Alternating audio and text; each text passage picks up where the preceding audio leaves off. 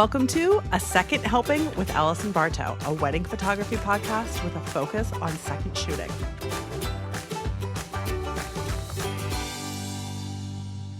On this week's episode, we have a DIY backyard wedding with 95% humidity, pantyhose with open-toed shoes, the hardest working mother of the bride, an officiant who sends the groom out for a walk minutes before the ceremony, and lastly, issues with payment due to Venmo being quote-unquote quirky.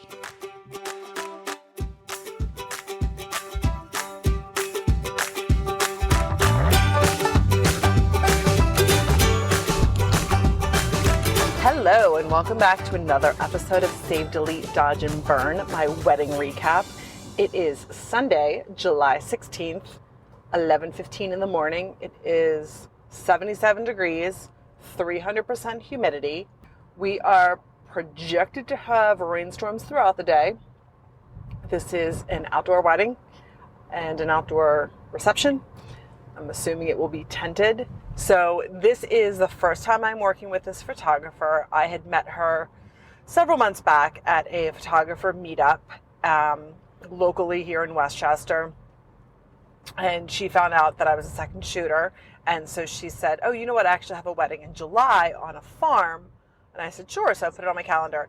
So I heard again from her, I think like last week, just confirming the time of 12 to 5. And then she gave me the address. So it turns out it is 5 miles away from my house. Then she sent over like a screenshot of a shot list from the bride and groom. So I'm going in.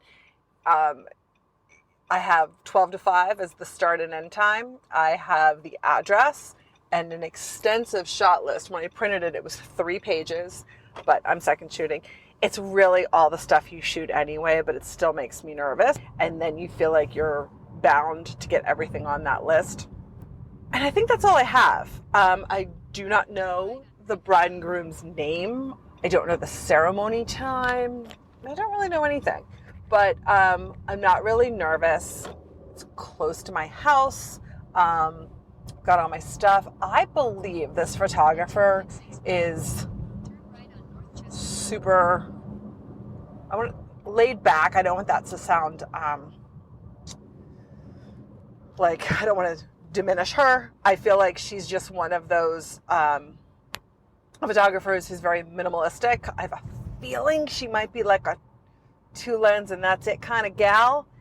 I don't think she uses any lighting ever. So I am bringing my light stands and my flashes because I believe it will be in a tent. So I figure for introductions and things like that, it would be best to have that lit.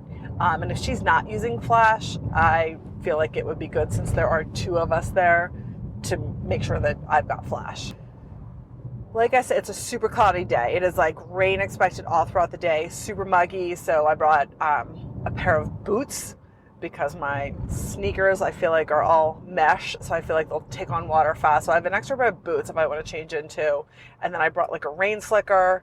I even brought a clear umbrella in case we decide to do something like that with the couple. That's it. So I am looking forward to it. And hopefully it is a great day. I will check in later. It's 5:07. I'm in the car on my way home. I'll be home in like 10 minutes. It went well. I pulled up and the street address wasn't there. And so I panicked for a second thinking instead of Highland Avenue, it was supposed to be Highland Road. I was like, no. And here their house is kind of on the other side, it's on the corner. They moved the driveway after they bought the house 40 years ago. So there was no place to park. So I parked over around the corner and then I walked up because I could see a tent in the backyard, but there was like the catering truck and then one other vehicle there. So I did go in and introduce myself just to kind of get the lay of the land and see like what I needed to bring. And they had decided to do everything in their house just because the weather was rough. It turns out they only had 23 guests. It was mostly family members. And the mom worked so hard for this wedding. but she seemed to like enjoy it. She was into it. Everybody was like in good spirits. So it wasn't that like running around hectic, chaotic, but I loved seeing the dad like from the beginning of the day towards the end of the day, like kind of calm down, because you can tell he had a list. You know, he did the roses down the aisle, rose petals down the aisle, and he was doing a lot. But they were nice about everything. They weren't like harried or frantic. So that was good. Couple was nice. There was a timeline. I saw a timeline on the kitchen counter. So they did have things that they wanted to get done. But short and sweet ceremony, really short aisle because it was in the living room. Jill that I was working for, I think we communicated well. I mostly shot with my new 24-120. I had 2 bodies on me through the ceremony and portraits, and then I just went with 1 body because it was really packed. It was crowded getting around, and I really didn't need 2. So prior to the ceremony leading up to it, I had my 85 and my 50, and then the 24-120 on the other one. But then I just worked with the one, and I really like the 24-120.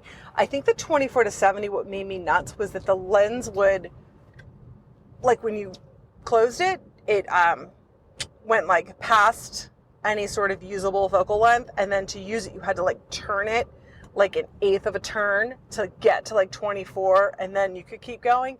So I felt like it was just so far, sorry, light stand, so far from like a prime lens where you can just pick it up and shoot. Like I was like, you know, you have to like, you couldn't even like pick it up and snap a picture. So the 24-120 is not like that. And so I liked it, and it was just so helpful to have all of those options there. Like I said, quick ceremony. I was in the back for most of it. I got the kiss, and luckily I was there because the way that it happened, the lead photographer wasn't able to get it. So she'd asked me a little bit later. She's like, "Did you get the kiss?" And I was like, "Yeah." So that was probably a big relief for her. We went outside to do portraits, and Jill got a couple of the bride and groom, and then she had previously told me like, "Oh, if there's anything you want, just get it." So then she was like, "Do you have any poses that you want to do?" So I did a few, and then we went under the tent to do the family formals, and it was dark obviously under the tent.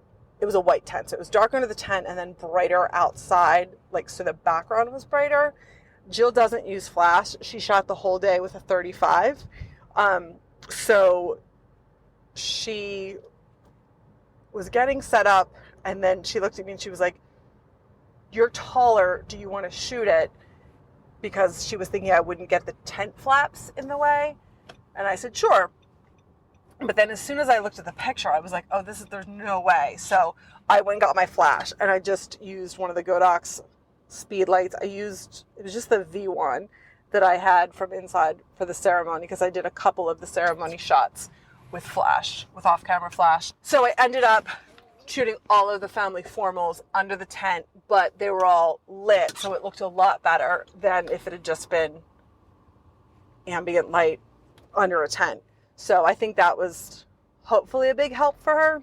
That was it. I mean, they did do like cake cutting. They did first dances. They didn't really have toasts. It was really good that they moved the whole thing inside, because it is so humid and sticky out, and it was a lot of older relatives, and it would have just been too much for them. While we were doing family formals, it was like misting. Then it started raining a little bit, and then there was like a full-on downpour. So the ground got really soft and mushy.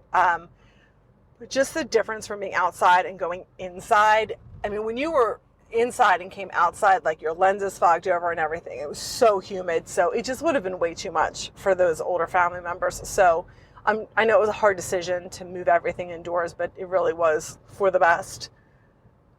And I think that's it, that we did the first dances. There was an older woman who I think in other circumstances, I probably would have liked her a lot. But in this circumstance, she was a little tough because she was in the way a little bit with her phone taking pictures. she was like calling out to people to look at her. And then she was saying to me, like, I'm helping you do your job. And I was like, no, thanks. Like, I think I just smiled because I didn't want to encourage her and I didn't want to be rude either. And then when we came inside and they had some additional family formals that they wanted to do with the older family members who hadn't been able to come outside. So really the only place to do it was in front of the glass doors and windows where they had their ceremony. So I was lining everyone up there, and this woman started telling them, you can't do your pictures there. You're going to be so dark because there's light outside coming in. So I had to say, like, it's okay. I've got flashes. And then she didn't say anything else about it. She reminded me of the bridesmaid who was telling Megan and I that we had positioned them wrong and that the sun was going to put them all in silhouette. So she just kind of chimed in a lot. The other thing, the officiant, who I asked at the very end of the day, politely, how they knew her, they didn't. They hired her. When I got there, I kind of thought she was like a family friend or family member because she was kind of outspoken. She had pantyhose on with open-toed shoes, which, you know, is a big faux pas in my book. But what I didn't like was she just was super talkative with the groom and then kept saying to anybody who walked by, he's really nervous. He's really nervous. And it's like, no, just, there's no need to say it. Maybe he's nervous. It would make sense if he was a little bit nervous. But like, the bride's down the hallway. I don't think you want to keep hearing that your fiance is so nervous right before you get married. So she just like was overly talkative. They were running a little bit behind. They still had to do the first look. She chimed in about that too, about the first look. So she kept like interjecting herself into stuff, and she was like sending the dad back, but the bride wasn't ready yet. And it was just like, there were people that would take care of it between us, the photographers, the sister who was the maid of honor. So it was just weird. And then, so it's 6 minutes until ceremony time. And she tells the groom to go take a walk, the groom and the best man. And he was like, what? And she was like, it's good for your nerves. You look like you just want to be pacing. Go take a walk. So she sends them outside, and I'm not going to, as much as I want to, I'm not going to interject or say anything because that's what she's doing that's annoying me. So she sends them outside, and then first look happens, and then people are getting ready. And someone says, where's the groom? And she goes, oh, I think he went for a walk. And it just annoyed me because it was like, you were the one who suggested it and kind of pushed him out the door. And then you're like, oh, I think he went for a walk. And it was just weird because I was like, that could make people nervous. Like, the groom's not, he was here for an hour and now he's gone. So it was just weird. And then right after the ceremony, we went outside, and it's wet outside, and we're trying to figure out where to do portraits. And her first thing is, I want to get a picture with me and the bride and groom. I have my cell phone. And so I don't know if Jill could hear her or was just ignoring her, but Jill kept doing what she needed to do. And the officiant then starts like messing with the dress and chiming in about what her dress should look like, and then talking about her shoes. Then she was in the way. I actually had told her to move because she was just in the way taking cell phone pictures. And to find out she doesn't even know them, it was just so annoying. We had taken a few, and then I said to Jill finally, I was like, I think the officiant wants a picture, so maybe we can just do that and then she'll leave. So luckily we did. And even then she was like telling us what to do. So we did that, and then she left. And I feel like she had a couple of other things where it was just like out of line. It just wasn't necessary. So, but the good news is the bride and groom were fine with her. The bride seemed happy with her at the end of the day, but I was just curious. She was like the most obnoxious person there, so it was really interesting to find out that she didn't know anybody. It was almost one of those people who's like hoping for drama or looking for drama and just like really speaking up when she doesn't need to. Even during the ceremony, she had like a couple of extra comments that just didn't need to be there. And that's it. The mom worked so hard. It was catered, but she made all the desserts and cookies, and she baked the cake. The house was spotless. You can tell they worked so hard. She made like little signage for everything. I mean, just really, really thought everything through. I think she was happy. I hope she was happy because it was just so much work. And I know that like in the weeks and months leading up to it. You just have so many to-do lists. And like I said, the dad, like by the time we left, he'd like loosened his tie, unbuttoned his shirt, a couple buttons, and was drinking a beer. And I was just so happy because when I first got there, he was really nice, but nervous in the sense that he just kept going from like task to task. And I think he was just so afraid he was going to like forget something. I used my Z8. Talk about burying the lead. I used my Z8 for the first time today. And the first couple pictures I took, I was like, whoa. Because it doesn't have the blackout shutter, you don't realize that you're taking a picture. I quickly adjusted to it, but I got a little scared at first because my first thought was, Dave's going to kill me if I'm overshooting. I had watched a video with Taylor Jackson, and he was using the Z8, and he said he shot twice as many photos on the Z8 than he did with his like the Z6 II. And when he shoots mirrorless, he shoots twice as many as when he shoots DSLR. So I was like, oh my God. So I try to be pretty mindful of that, but I really just try to pay attention. But I can see where it's really easy to just hammer that shutter. So that's it. I'll be back after I take a look at the photos.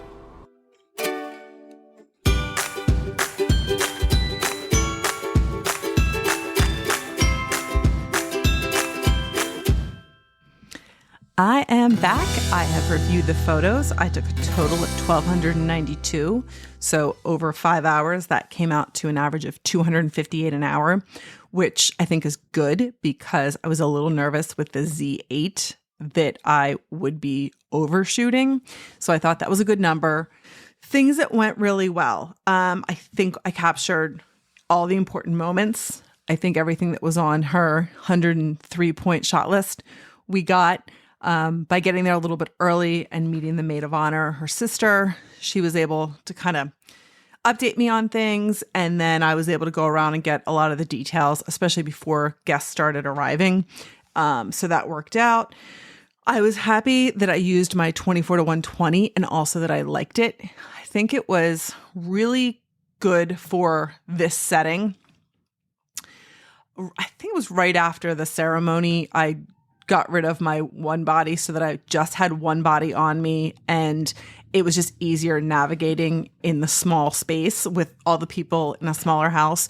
So having one body on me and then being able to just use that 24-120 really served all the needs. So that made me happy. And as I mentioned before, I like it better than the 24-70, just the way that barrel worked.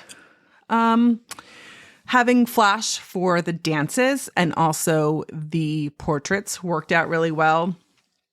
I think it just would have been really challenging to try to shoot the whole day with just natural ambient light.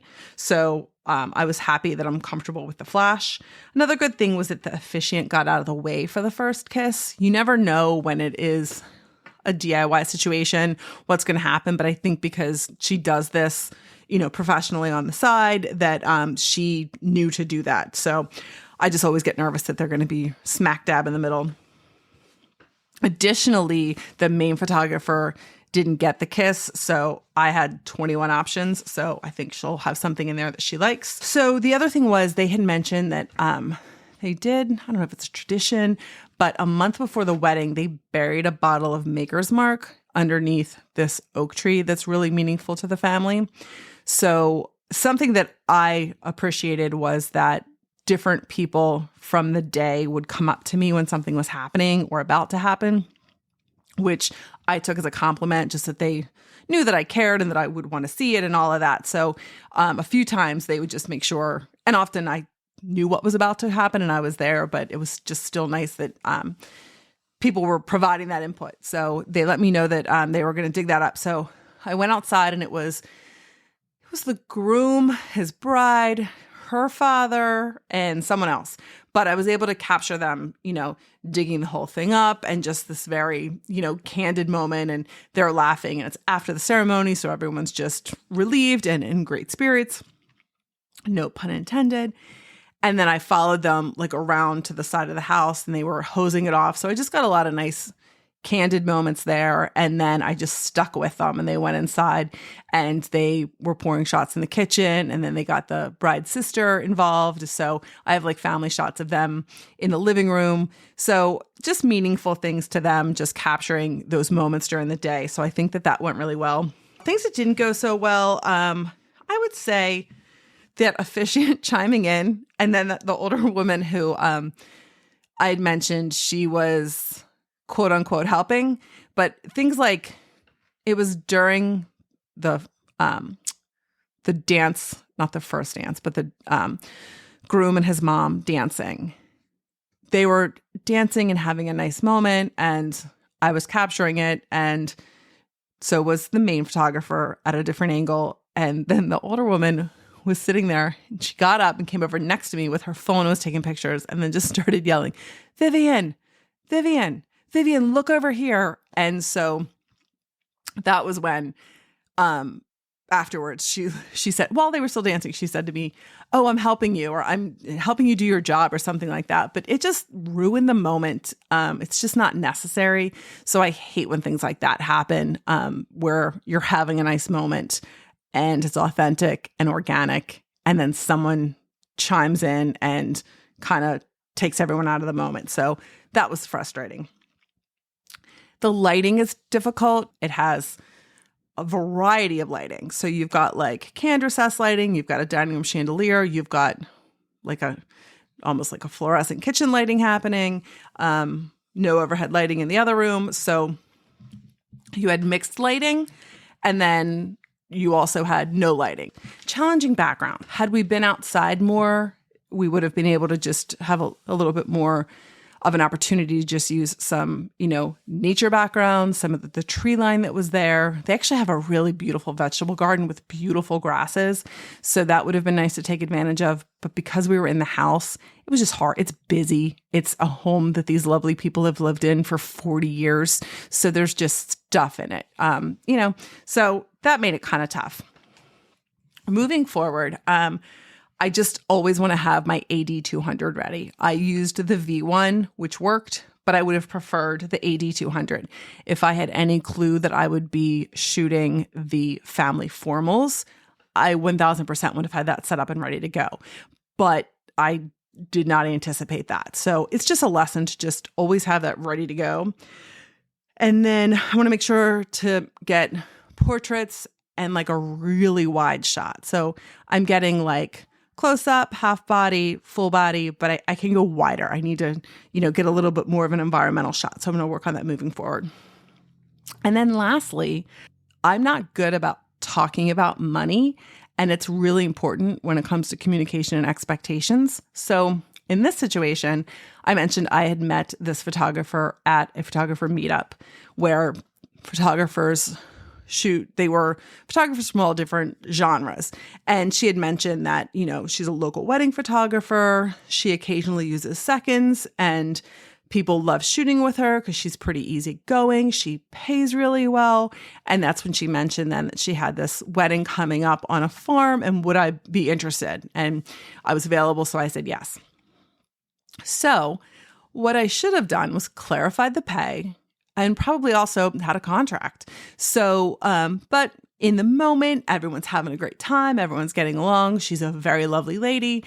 I didn't do any of that. I should have known as well, like when there were no real details leading up to it, kind of how this would unfold. I shot on her cards, and then at the end of the day, I gave her her cards back. I did have everything written to my cards as well, so I still haven't formatted them. She said thanks, and then she said her husband was getting back that day, so she would, be able to download them later on that day. And she mentioned something like, oh, if I haven't paid you by Wednesday, just remind me. I'm really not good with that kind of stuff. And I said, sure.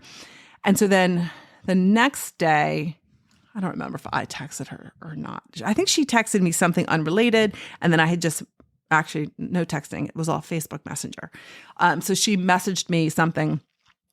And then I think I reminded her about payment. And she said, oh, my husband is coming home and he's got to get me an external hard drive. And once I can, then I'll be able to download the photos, put them on the hard drive, and then I'll be able to pay you. And I just said, okay. But it's annoying because it's like, that's one of those things where it's like, that's a you problem, not a me problem. But now it's become a me problem. I mean, all the photos were there. I'd shown her photos during the day. Obviously, there could have been a problem with her cards, but, there wasn't. So this was a Sunday wedding. She said this on Monday. So Wednesday came and went. Then I think Friday morning, I messaged her just being like, oh, hey, friendly reminder. I know you said that, you just wanted a reminder. So shortly thereafter, I had a Venmo come through, and it was 40% of what my normal rate is. And for like a minute, I was shocked. And then I was like, you know what? That's on me.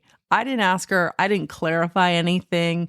So I can't expect anything else. Take it as a learning lesson. 5 minutes later, she messaged me and said, oh, Venmo's being quirky. I only sent you half the payment. I was like, okay, well, that's good. So it just doubled. So I'll be at 80% of my normal rate, but it's a good lesson. It's just a reminder that, it feels weird sometimes to start talking about money up front, because it's like, I don't know if people feel like, oh, I'm just doing this for the money, because I'm not. It should be clarified up front before it gets weirder. And if you're using a platform like Shoot With Me, that's all included in there already. It's now 3 days later and I haven't received the other half of the payment. So now I'm probably going to have to go and remind her again in the next few days, which I don't like, because then I feel like I'm asking someone for money. But it's a good lesson. Hopefully this will be the last time I need to learn this lesson. But that's it. Thank you for listening. If you've made it this far, it means you've listened to the whole episode, and I appreciate that. If you haven't already, please like and leave an honest review and rating. Thank you so much. Thanks for listening to A Second Helping. Please like and subscribe. Let's pack a bag and follow the sun. Kick off our shoes and have some fun.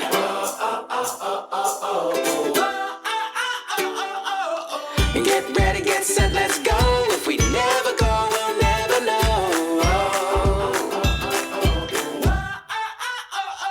'Cause you and I, oh yeah, we could fly so high, so high. You and I won't let this moment pass us by, pass us by.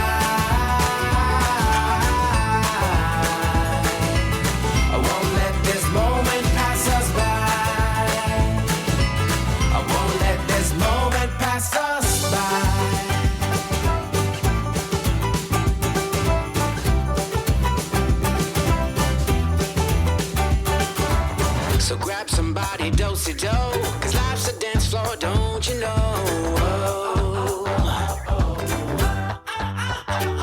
Hey, there's electricity in the air, so come join the party if you dare.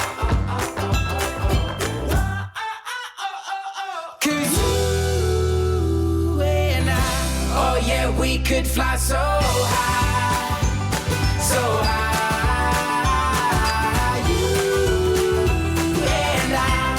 This moment pass us by, pass us by.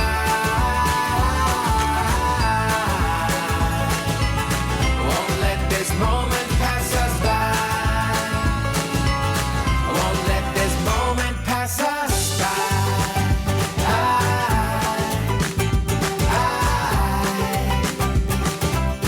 Won't let this moment pass us by.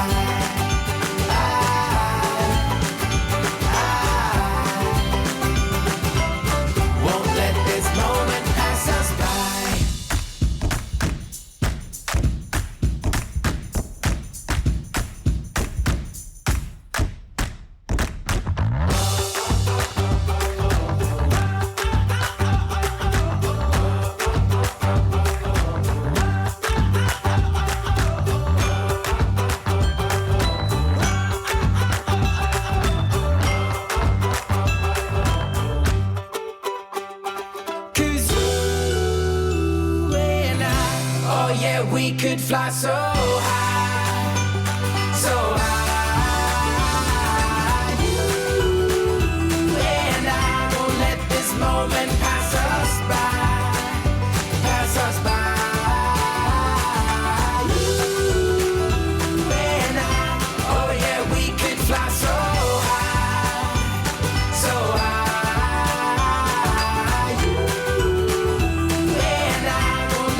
this moment